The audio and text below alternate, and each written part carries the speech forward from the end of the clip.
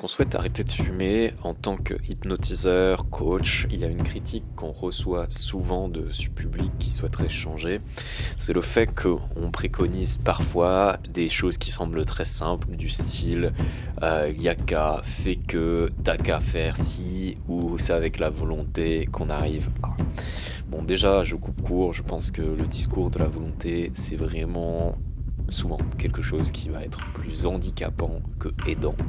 Parce que s'il suffisait de vouloir pour pouvoir, malheureusement, ça se saurait. Je pense qu'il y a tout un tas de personnes qui réellement veulent arrêter de fumer, mais qui n'y arrivent pas, parce que tout simplement, elles n'ont pas les leviers. Donc, pour rappel d'ailleurs, une addiction, c'est vraiment ce principe-là de on a un comportement, à un moment, ce comportement il nous apporte quelque chose, on est allé dedans pour trouver une compensation, pour passer une étape, peu importe, l'histoire elle est différente à chaque fois. Mais ce comportement, à un moment, il arrive à être déplaisant, on n'en veut plus, on voudrait en sortir, mais on n'y arrive pas. Voire, on ne voit pas d'alternative possible.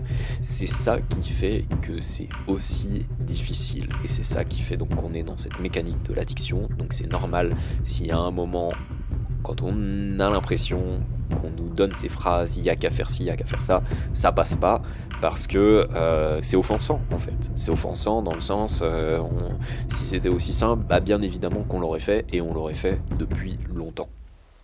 Donc le truc, c'est que il faut déjà reconnaître qu'il n'y a pas de phrases magiques qui vont faire que ça va tout arrêter d'un seul coup. Enfin, moi, j'y crois pas. Si vous la connaissez, bien sûr, partagez-la moi, s'il vous plaît. Et on le voit bien dans la vie, en fait. Tout simplement, il suffit de regarder bien les personnes pour lesquelles la santé est en danger. Le médecin va leur dire, écoutez, maintenant, il faut arrêter. Il faut tout simplement arrêter de fumer, ou sinon c'est la fin. Bah, malheureusement, il y a pas mal de personnes pour qui ces phrases-là, même en étant au bout, eh bien, portent pas leur efficacité. Donc ça montre bien que oui, la phrase magique n'existe pas, quel que soit le contexte. Alors, cependant, ça ne veut pas dire qu'il n'y a pas des possibilités et que ces possibilités, on ne peut pas les explorer, même s'il n'y a pas 100% de garantie. Exactement comme la phrase magique, la thérapie qu'offre garantie absolue de réussite, je pense pas qu'elle existe, et le jour où elle existera, ça sera certainement la première à remporter le prix Nobel, c'est évident. Mais on peut quand même explorer deux choses. Personnellement, en tant qu'hypnotiseur, bien sûr, je crois en la force de la suggestion. C'est-à-dire que à un moment, pour donner un exemple très simple, quand on décide de changer, quelque part, on va essayer de se raconter une nouvelle histoire. Si à un moment on change pour sa santé, peut-être que ça peut être bon de, par exemple, prendre un temps pour se visualiser soi en ayant changé. Comment on est, comment on se comporte, comment on se sent là-dedans. Je crois que c'est une technique très très simple, je partage celle-ci parce qu'à mon sens elle est à la portée de tous et justement elle peut nous aider, elle peut être un levier très très fort pour se dire attends, c'est vraiment ça vers quoi j'ai envie de tendre, et donc rien que le fait d'y penser, ça m'aide à y aller. Après, je comprends que parfois, justement, quand on est dans cette spirale, ça soit dur de s'y raccrocher. Mais néanmoins, gardons-le en tête. Et ensuite, une autre chose qu'on peut faire ou combiner avec la visualisation, c'est les pratiques. Je pense que si à un moment on n'arrive pas mentalement comme ça à se visualiser, peut-être qu'il faut incorporer une pratique plus physique. Je pense notamment à la respiration. La respiration, elle est là toujours, et donc ça peut être aussi un énorme facteur de changement. Pourquoi? Parce que si à un moment on décide de conscientiser sa respiration, déjà donc on va être dans quelque chose de plus physique, et ensuite on peut commencer à jouer avec ça.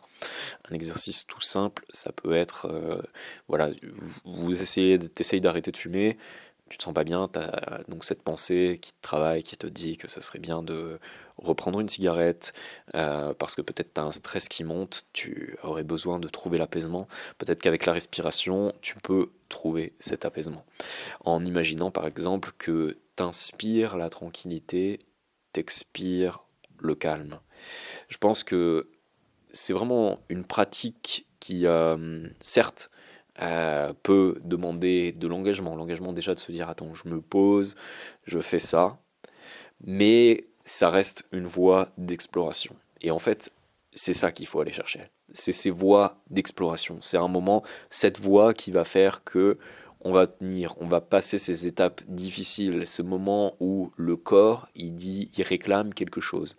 C'est important de l'écouter, je crois. C'est important de pas le nier, de reconnaître que dans ces moments-là, peut-être on est irritable, on a du mal à gérer certaines choses, on sait peut-être même parfois pas exactement ce qui nous traverse comme sensation et comme émotion, mais justement essayer de retrouver, par exemple, cette stabilité juste par la respiration.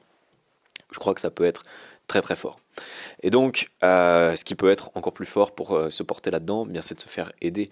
Bien évidemment, quand je parlais de la force de la suggestion tout à l'heure, quand elle peut être portée par un spécialiste qui va te faire monter cette émotion de pourquoi tu as envie d'arrêter de fumer par exemple, forcément que ça aide, forcément que l'impact il peut être plus grand que si tu le fais par toi-même. Parce que lui, alors que tu es dans cette spirale où tu as du mal à trouver ces alternatives, lui peut t'aider à aller vers ces alternatives juste par des questions, juste par l'envie de lui répondre, le besoin de lui répondre. Et donc, c'est peut-être pas toujours facile, mais comme je disais, c'est bien en explorant qu'on va réussir à mettre toutes les chances de son côté. Donc même si ça marche pas à un moment, c'est pas pour ça qu'il faut s'arrêter.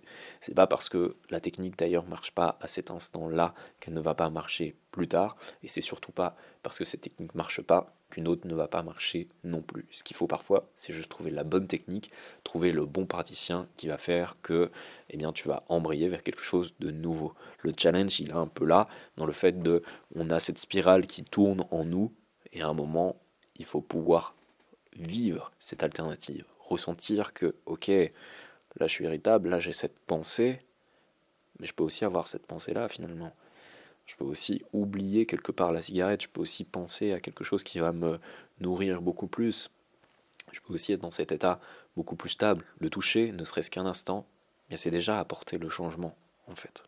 Si toi, tu es dans cette situation où tu souhaites changer, où maintenant tu as pris vraiment la décision d'arrêter de fumer, eh bien, je t'apporte une proposition. Cette proposition, c'est en fait sous la forme d'une formation. Une formation de 30 jours, où on se retrouve tous les jours pour un exercice de moins de 10 minutes. C'est sous la forme de vidéos.